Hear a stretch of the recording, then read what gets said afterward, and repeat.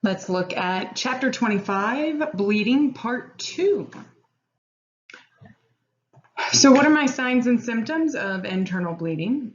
Now that we know when we're going to see it, let's look at how we're going to know that's there. Well, the most common is pain. If our patient is discussing having significant pain in a different area of the body or a specific area of the body, then we need to be concerned, especially if they've had a mechanism of injury that could explain it. So I've been in a car accident, even though it's low speed, but I'm complaining of pain in my abdomen where my seat belt was. And maybe there's an abrasion on the outside of my abdomen. Swelling in the area, distension of the abdomen, difficulty breathing, dyspnea, a high heart rate, tachycardia, hypotension, low blood pressure, a hematoma, so a raised area that is a mass of blood in the soft tissue, and bruising. Bruising is bleeding under the skin. And it may not be present immediately, but as you assess and transport your patient, the bruising might start to appear. If there is bleeding from any body opening, that means that not only is there external bleeding, but underneath the skin, there is likely bleeding as well. Hematuria, which is blood in the urine. Melena, which is tarry stool. So melena is a sign or a symptom of internal GI bleeding. Hematemesis, blood in the vomit. Pain, tenderness, bruising, guarding, broken ribs, bruising over the chest, and rigid distended abdomen should all give you a high suspicion that there is internal bleeding in the area. Hypoperfusion. So when we have a patient who has no other external injuries but is showing as having low perfusion. So they've got a change in their mental status or weakness, faintness, dizziness, a change in skin or skin color, paleness. These are all going to increase my suspicion that maybe there's an internal bleed going on that I just can't find. Or if it's been going on for a while, so my patient maybe has had a GI bleed for quite some time but doesn't realize it.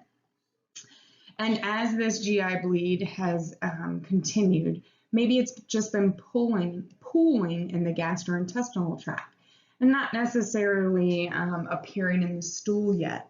So now they're starting to get the later signs of poor perfusion. So tachycardia, weakness or fainting when at rest, thirst, nausea, and vomiting, and cold, clammy skin. So now they're really into shock.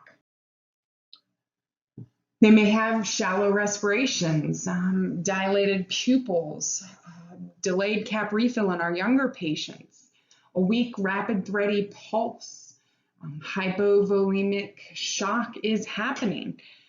And again, you may not have any external signs and symptoms associated with it. And of course, that altered level of consciousness. If your patient has any of those signs and symptoms, especially of later hypoperfusion, they are high priority. Any altered mental status or signs of shock is a high priority. Treat quickly and get them to the hospital. So what do we do? How do we find it? What is the process for realizing that there is a bleed? Well, it's no different in that beginning stage. So I'm going to do the scene safety, making sure that I am putting my priority first, my safety first, and I'm going to wear appropriate PPE, so gloves at this point, maybe having safety glasses available. I'm going to consider the mechanism of injury and nature of illness. Based on my dispatch, I may have a high suspicion that this is going to come with traumatic injury or bleed, and there may be a need for spinal immobilization. I'm going to consider whether or not I need to be a bit quicker on the scene just to remove them from any of the environmental factors that may be happening. And I need to get into my primary assessment. Yes, there might be a life threat, but we have to recognize that that life threat may be less important than another life threat that we won't find unless we do our assessment. I'm going to get a general impression. Do I see any important indicators that are going to tell me what my patient's condition is? Do I see any obvious signs of injury that maybe can give me an idea of the types of treatments my patient may need?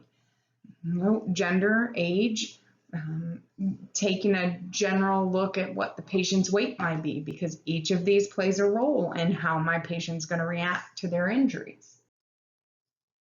I'm performing a rapid exam, looking for any significant life threats that maybe need to be treated before I move on. Obviously, this is the point where if I see external bleeding that is significant, I'm going to treat it first, because remember when we talked about assessments and primary assessments, while it is normally A, B, C, when you see an immediate bleed life threat, then it will become CAB.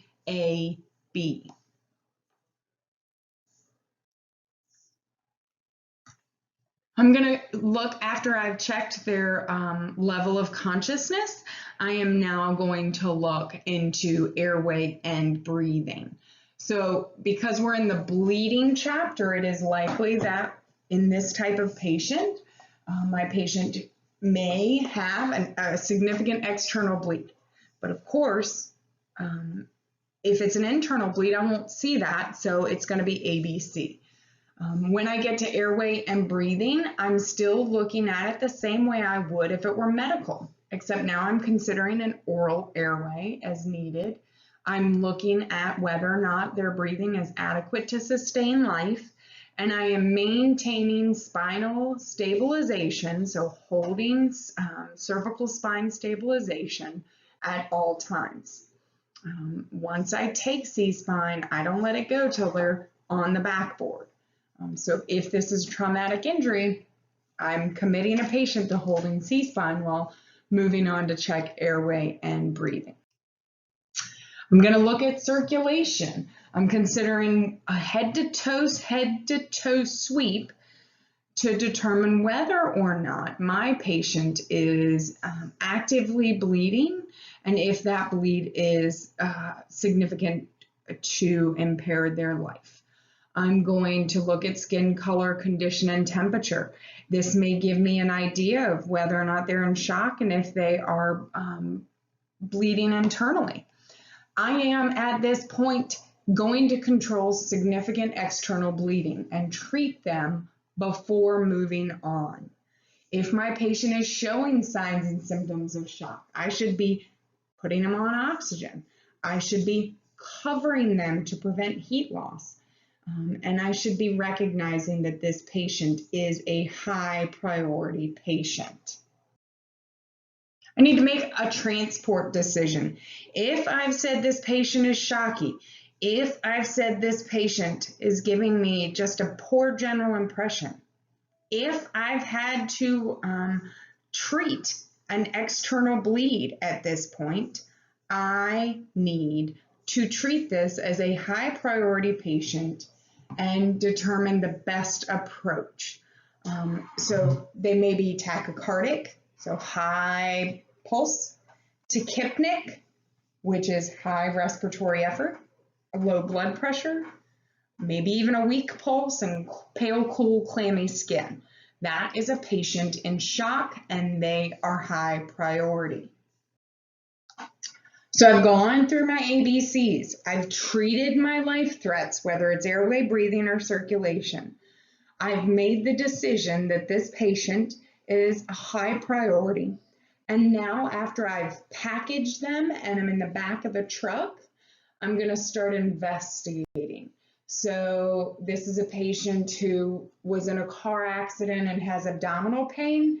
I'm going to look for signs of internal bleeding. This is a patient who is unconscious with external bleeding. I'm going to assess the entire patient. Look for those other signs and symptoms based on the mechanism of injury. And maybe it's not even something they're complaining about. But take your time. You're in the back of the truck. You're already en route to the hospital, so let's start investigating even more.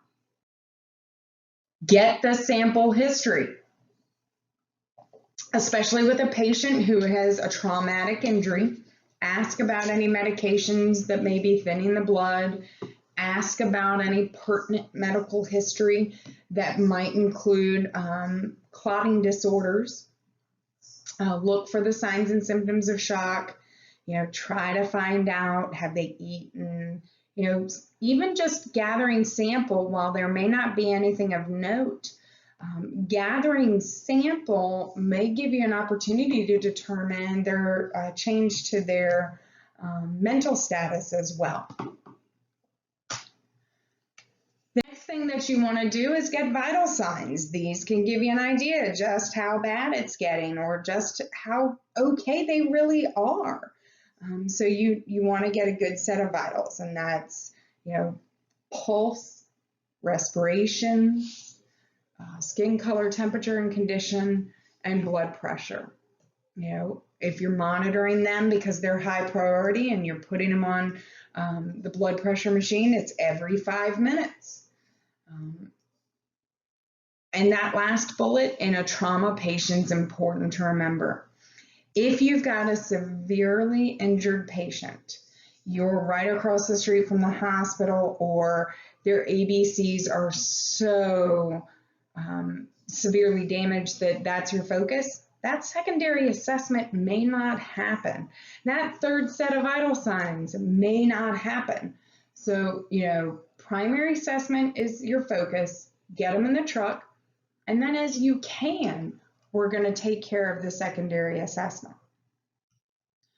Remember, in our critical patients, in our patients who maybe are altered or unconscious, we are going to assess all areas head to toe for deformities, contusions, abrasions, punctures and penetrations, burns, tenderness, lacerations, and swelling. DCAP BTLS, look for large lacerations that may be the cause of a bleed. Palpating the quadrants of the abdomen, especially because that may be the sign of an internal bleed. Checking our pulse, movement, and sensation in arms and legs. Remember, that's feeling down the arm from the shoulder all the way down, both right and left, checking right and left pulses at the same time. Can you squeeze? Can you wiggle which hand? That's feeling down the feet, down the legs, checking for pulses. Can you push down? Can you pull up? Which foot am I touching? Pulse, movement or motor, and sensation. Taking my full vital signs again as I can. If I do have time, this is important because this will help me observe any changes to recognize when they go from compensated shock to decompensated shock, to note any changes in the skin color, temperature, and condition, all of which can be a sign of internal bleeding or a patient who is going into shock. If I have time, I can reassess. I can reassess that any controlled bleeds are still controlled, that any bandages I've placed are still there. And our reassessment, whether or not it is a trauma or medical, our reassessment is every 5 minutes for our unstable, every 15 for our stable patient. Make sure that the oxygen is still appropriate. Also make sure that if their respiratory effort has changed, that we shouldn't be bagging them now instead of just giving them supplemental O2. Make sure that I don't delay this treatment or don't delay transport for any of the treatment, because again, if my patient is a high priority patient, then obviously I need to get them to the best care possible, which is a hospital. As part of reassessment, I'm considering my communication and documentation.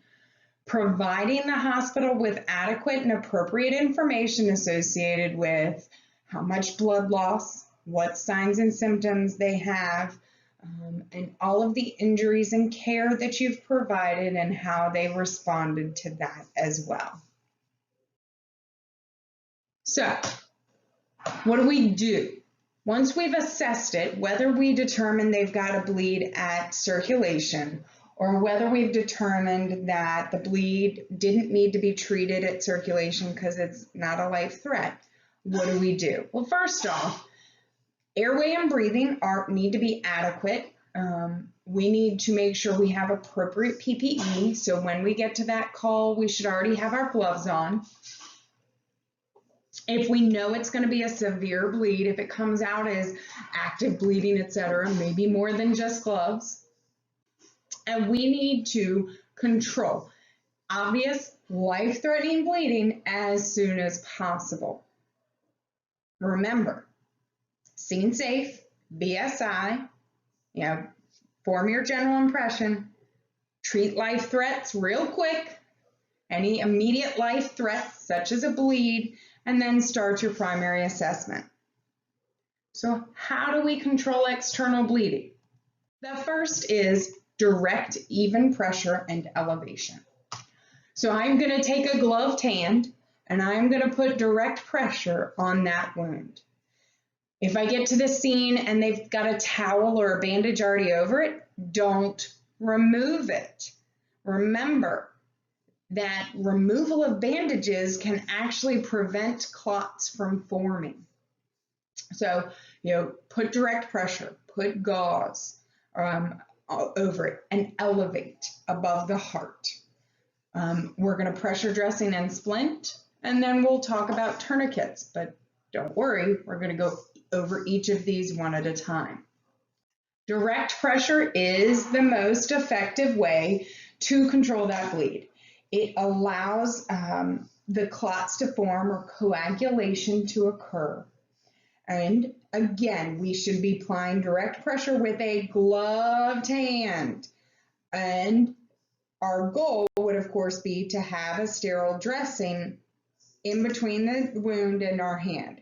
So it's better to rip open a 4x4, 6x12, or whatever sterile dressing, so clean, fresh, and put it over the wound. We're going to hold it for 5 minutes. Don't look at it. This is not peekaboo. Let me see it again, because the more you remove it, the more likely it is that it won't clot. When you have an external bleed with a protruding object, with an impaled object, don't remove the impaled object unless it blocks the airway. But if it's in the arm, if it's in the foot or the leg, you need to provide direct pressure around the object. Okay? You then need to firmly wrap a sterile gauze around the wound. So when you've held direct pressure for 5 minutes, you then need to cover it and ensure that that dressing that you have over the wound stays there. And you have to secure it in place. So it might be gauze or tape, whatever it is, your goal is to secure the bandage over the wound. Big thing to remember, okay, first off, Band-Aids go sticky side down. And if you have a big wound, you need a big bandage. The larger the wound, the bigger the bandage. I'll put this in terms for the fire guys. If you have big fire, you need big water. On the EMS side, our version is if you have a big bleed, you need a big Band-Aid. Our pressure dressing allows us to remove our hand. We need to tighten bandage coverings enough that it is basically controlling the bleed as though our hand is still there. So this isn't a tourniquet, so please know, a pressure dressing is different than a tourniquet. A pressure dressing is designed to provide the direct pressure so that we can move both hands and get the patient to the hospital. So once we've put that 4x4 in tape, it should stay tight, but it should not cut off circulation distally. We don't remove any dressings until we get to the hospital, till the physician has evaluated the patient. So we likely won't. Most of the time, bleeding will stop when the pressure exceeds the arterial pressure. So remember, arterial bleeds are going to spurt. Our goal is that our pressure prevents the spurting. So again, it should not cut off circulation distally, but it should provide enough direct pressure to allow clotting to occur. One of the things we've seen increase in the field, and it's a military buildup, is the hemostatic agents. So hemostatic agents are those quick clots or those chemical agents that are designed to create a clot. They assist with clot formation. You can use it with direct pressure when direct pressure isn't working. There are two forms of hemostatic agents we tend to see. The first is a granular powder, which can be inserted. It's almost like potato flakes. So it's almost like instant mashed potatoes before you make them. Dry, and they create a tight seal. As they absorb, they expand. Or gauze that has a clay substance that when it is inserted into the wound, it expands and puts pressure. We don't tend to see it because in EMS it is still very new. There's also some other ones. One of the other ones I've seen, and I'll try to post the video on the Facebook page, is it basically inserts a bunch of gauze or rubber that will absorb and expand through a syringe. But follow your local protocols.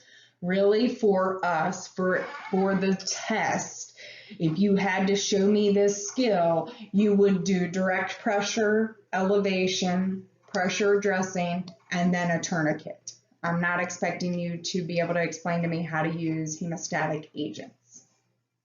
So once we've done direct pressure, elevation, and the pressure bandage, if it is still bleeding, now I'm going to get to a tourniquet.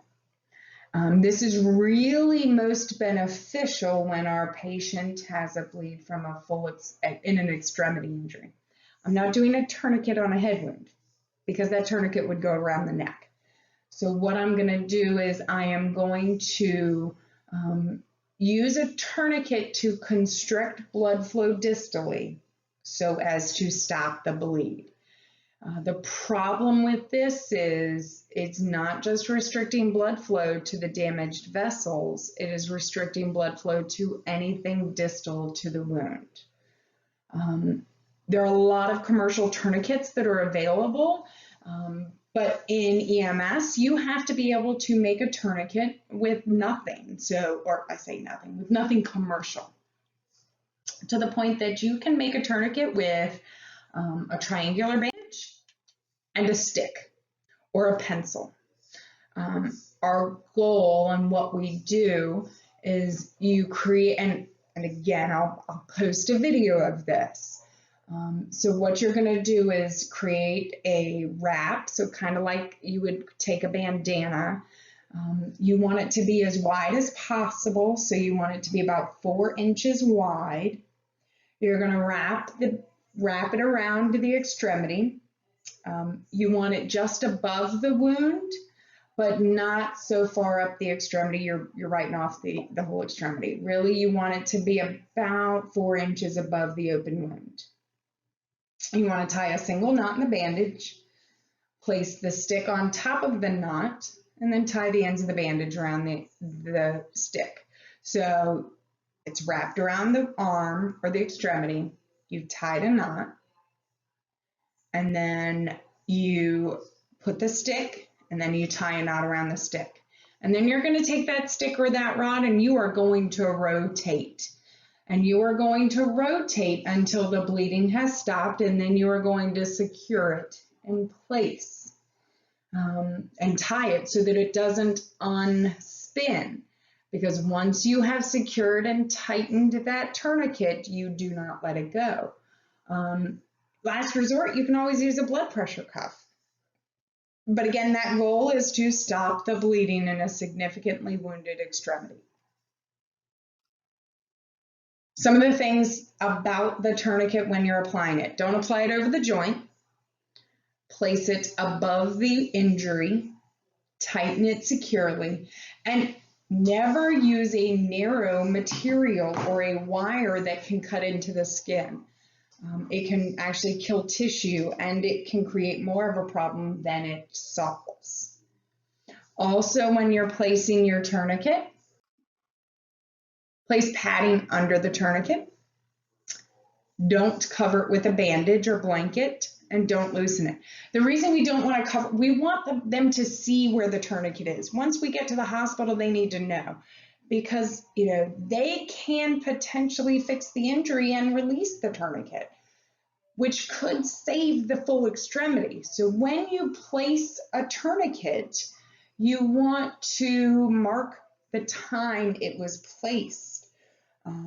And make sure you communicate that, whether you communicate it when you radio the hospital and also when you do patient turnover, so that the hospital is aware and so that they can move quickly in treating that significant injury. So that is a tourniquet. Again, I will make sure there is a video so that you can see tourniquet application. Now, we can also use splinting to control bleeding.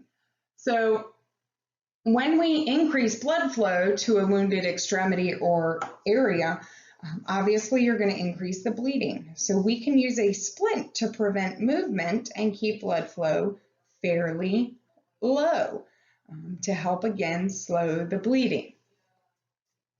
And we can use air splints or regular splints. Air splints do allow a softer application of pressure. And they are used to both immobilize fractures and act as a pressure dressing. Now, we don't tend to have air splints. We tend to have rigid splints. Rigid splints help immobilize fractures or potential fractures, so deformed extremities. They prevent further damage because, of course, if it is a fracture, it could be causing internal damage, and closed fractures can potentially become open. And they can reduce pain because if you don't move it, you're not going to damage the nerves.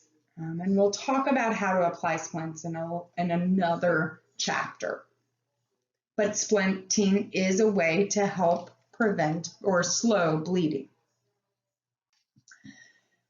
Another issue you're going to have to face is the concern about bleeding from the nose, ears, and mouth. So facial bleeds are significant and appear significant because there is a lot of blood flow in the head. So there are several conditions that can cause bleeding from the nose, ears, and mouth, including skull fractures, facial injuries, infections, dry, cracked nasal mucosa. So when the nasal passages dry out, it can lead to bleeds, high blood pressure, bleeding disorders, and digital trauma. So you shove something up your nose like your finger or in your ear that shouldn't be there. When we have bleeding from the nose, it is actually referred to as epistaxis. Not really, only in the medical field. You and I will call it a nosebleed. Occasionally, it can cause blood loss significant enough to send a patient into shock. And we don't tend to see 911 calls just for nosebleeds unless it is uncontrolled. Do not let your patient lean their head backwards. Our goal is to get them to pinch the nostrils just below the bone the nasal bone and to lean forward. If they have had enough blood flow that has gone down the back of their throat and into their stomach, they can get nauseous and throw up. So we've got to be concerned, and you can usually handle it by pinching the nostrils, but uncontrolled nosebleeds can also be slowed by placing an ice pack on the back of the neck or by putting a roller gauze into the upper lip, and that's providing pressure back up into the nasal passage as well. Bleeding from the nose or ears following the head trauma can be considered a high probability of a skull fracture. We don't want to stop the flow. If they are bleeding from their nose or their ears following a head injury, it is likely because there has been a pressure buildup, and this is our body's way of decreasing the pressure. We do loosely cover the ears or the nose with gauze so as to collect the blood. And with nosebleeds due to head trauma, we don't want to let the blood just flow, but we're not packing the wound. Again, we want it to bleed to decrease the pressure. If you put the gauze up to the ear to collect the blood and you see kind of a haloing or that yellowish around the blood, you need to be concerned because that is possibly cerebrospinal fluid. And so that is going to show you that your patient is significant and significant trauma. So that's how to control external bleeding. So an external bleed gets direct pressure, elevation, pressure bandage, and then they get a tourniquet. Internal bleeding, they get oxygen and transport, and we're taking them to the hospital because I can't stop it. The only thing I might do beyond that is to splint an injured extremity so as to prevent movement. But for my internal bleeds, if they show signs of shock, I treat it. I keep them calm so as to keep the heart rate down, and I get them to the hospital.